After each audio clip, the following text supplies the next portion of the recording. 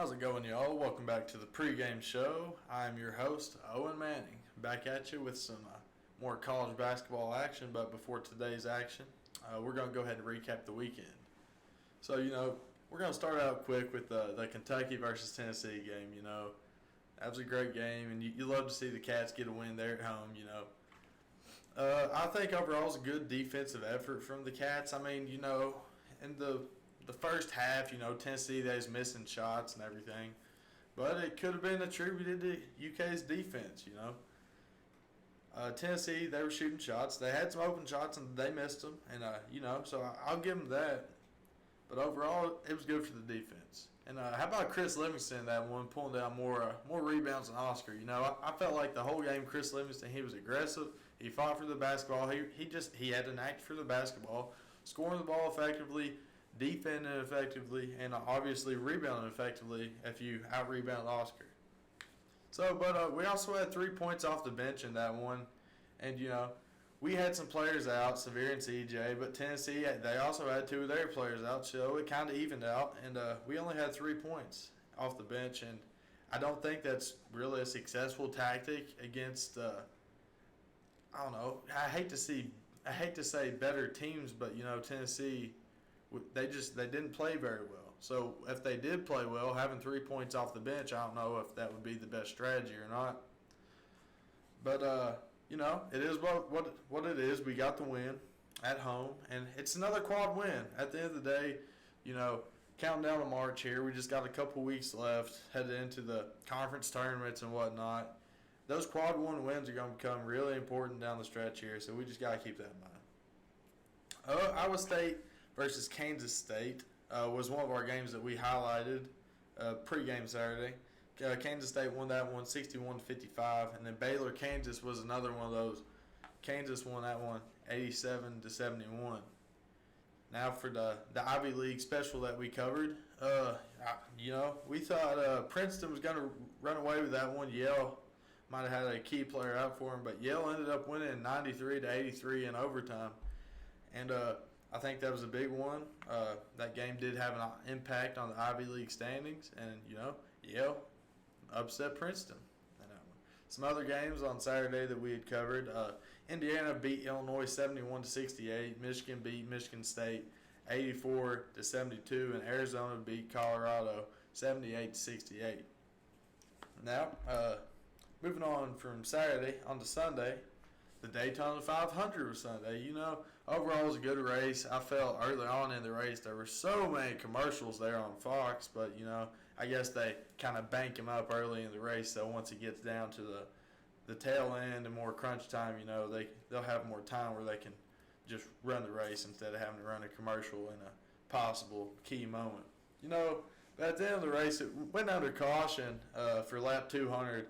And Kyle Busch, he was complaining per usual. He was like, well, if we were running with the 1998 rules, I would have won. I wish we were racing those. Well, we're not, buddy. It's 2023, and that's not the rules these days. And you wrecked, and so what? Don't complain about it, Kyle. Come on now. But anyways, Ricky Stenhouse Jr. won. After the race, he took the trophy and his buddies down to the Waffle House, and I thought that was just good.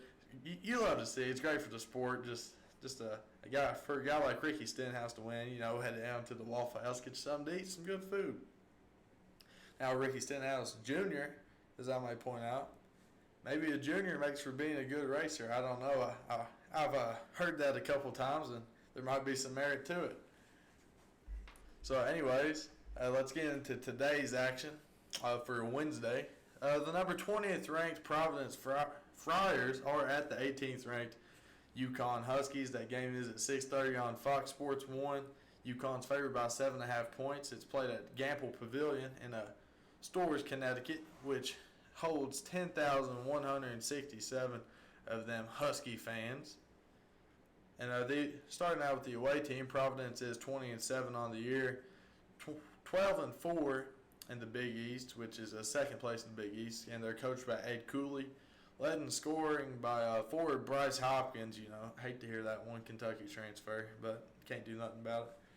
who's averaging 16.9 points per game as well as 9.3 rebounds per game. And then guard Devin Carter for the Friars is averaging 13.4 points per game as well as 5 boards per game as a guard. That's pretty good, I reckon. Now, UConn, 20-7 on the season, 9-7 in the Big East. They are 5th place in the Big East, coached by Dan Hurley. And led in scoring by forward Adama Sanogo, averaging 16.9 points per game as well as 7.3 rebounds per game. Guard Jordan Hawkins is averaging 16.4 points per game. And, in that one, I like Providence to cover the 7.5. I've watched them play a few times. I mean, Providence, they are second in the Big East for a reason. I mean, they are ranked 2 spots behind UConn in the AP rankings. But, 7.5 points in a tight conference game like this, I think is just too many points for them. Next game we have up is the Tulane Green Wave at the number 1 ranked Houston Cougars. The game is slated for 9 o'clock on ESPNU, and Houston is favored by 15 points in that one. It's going to be played at the Fertitta Center in Houston, Texas, which holds 7,035 fans. Tulane is a 17-7 on the year, 10-3 in the AAC, second place in that American Athletic Conference for them. They're coached by Ron Hunter, and led in scoring by Jalen Cook, averaging 20.1 points per game at guard. And then another guard, Jalen Forbes, is averaging 18.8 points per game. Something, they got a duo of the Jalens going on down there. They're not spelled the same, but, Jalen and Jalen, they're said the same.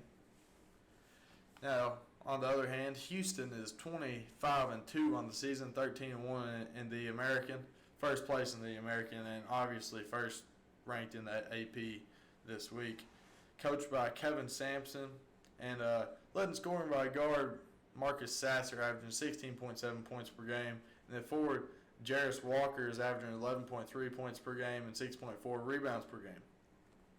Last time they played, Houston won 80-60, and that one was at Tulane. So, being at home this time, I think Houston, they're going to cover that 15 points. There's a reason they're the number 1 ranked team in the nation, and I think they're going to show it tonight at home against Tulane. Now it's time for our big blue segment of the day, folks. The Kentucky Wildcats are headed down to Gainesville to take on the Florida Gators. That game is going to tip off at 7 o'clock on ESPN.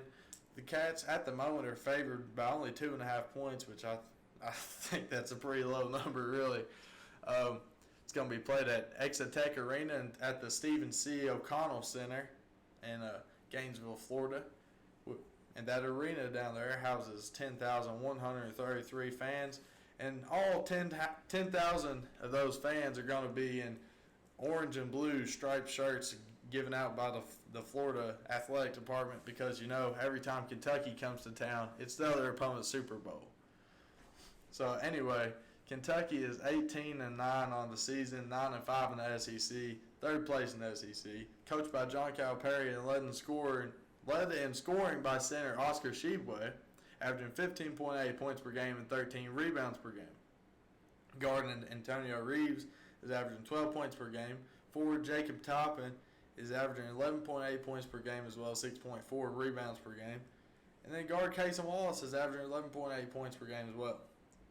Florida is 14-13 on the season, teetering around that 500 mark, as you can see. They are 500 in the SEC, coming in at 7-7, ninth place in the SEC. They are coached by Todd Golden, and their leading scorer, Colin Castleton, is out ever since he broke his hand versus Ole Miss. He did average 16 points per game, but in his absence, their leading scorer on the year is guard Will Richard, averaging 10.3 points per game, and then guard Kyle Lofton is averaging 8.8 points per game.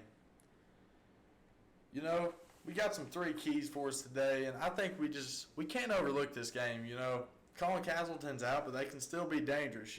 Kyle Lofton and Will Ricard coming in at guards, as well as the other centers that they've got going to be playing. They can still be dangerous even without Castleton on the court, so we can't overlook the game. Every single game counts, and it's another opportunity for a quad 1 win at the end of the day, so we can't overlook it. We've got to pick up those quality wins.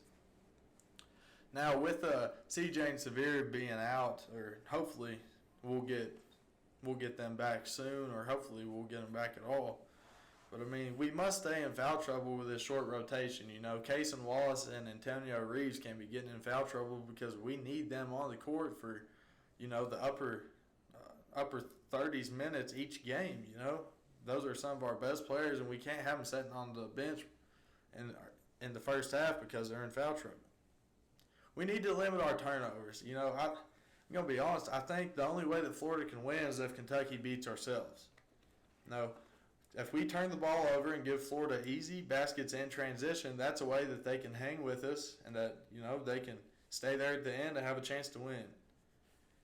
So we just can't turn the ball over. Got to take care of it like it's a piece of gold. You know, I've heard several of my coaches over the years say that, you know, the ball is a piece of gold. You got to hold on to it like you would gold. So the last meeting, it was at Rep Arena. UK won that one by 5 points, 72-67 was the final on that one. And I can't emphasize enough the quad one wins. We got an opportunity for a quad one win today. We got an opportunity on Saturday. We just need to keep winning these ball games down the stretch, folks. You know, it's everybody's Super Bowl. It's going to be loud down there. And Florida, they may have dropped, I can't remember, is it their last 5 of their last 7?